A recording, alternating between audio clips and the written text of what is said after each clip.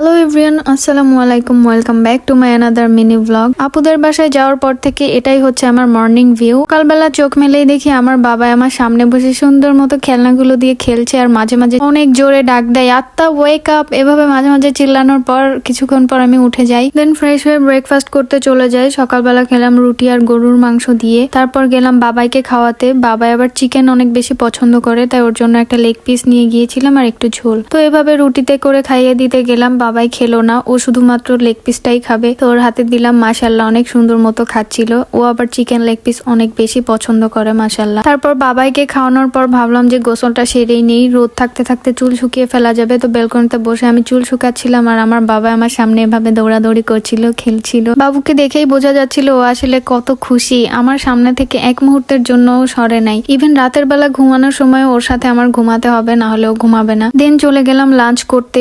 এত আয়োজন করেছে আন্টি, অনেক কিছু রান্না করেছে। এটা হচ্ছে ছোট মাছের চচ্চড়ি টাইপ, তারপর ইলিশ মাছ ভুনা, এটা কালাইয়ের ডাল ছিল, চিংড়ি মাছ ভুনা ছিল, তারপর গরুর ভুড়ি ছিল, এটা আমার অনেক পছন্দ, তারপর রোস্ট ছিল, গরুর মাংস ছিল, সালাদ, অনেক কিছুই ছিল। তো আমি এত কিছু খাইনি, আমি শুধু ইলিশ মাছ খেয়েছি, গরুর ভুড়ি খেয়েছি, এটা আমার খুবই পছন্দ, আর খেতেও অনেক মজা হয়েছিল, রান্নাটা অনেক ভালো হয়েছিল। তারপর গরুর মাংস, এই তিনটা আইটেম দিয়েই আমি খেয়ে উঠেছি। আমি খাচ্ছিলাম, তখনও আমার বাবা আমার পাশে বসেছিল। ওকেও ভাত খাওয়াতে গেলাম, কিন্তু ও ভাত খেলো না। বাবুকে আবার জোর করে খাওয়াতে হয়, ও আবার নিজের ইচ্ছায় ভাত তরকারি এগুলা খেতে চায় না। তো পাশে বসে শুধু আমার প্লেট থেকে সালাদ নিয়ে খাচ্ছিল। ও আবার সালাদ অনেক পছন্দ করে। যখনই আমি একটু টুকটাক ডায়েট শুরু করি, তখনই আমার হয় কোথাও দাওয়াত পড়ে, না হয় আমাদের বাসায় গেস্ট আসে।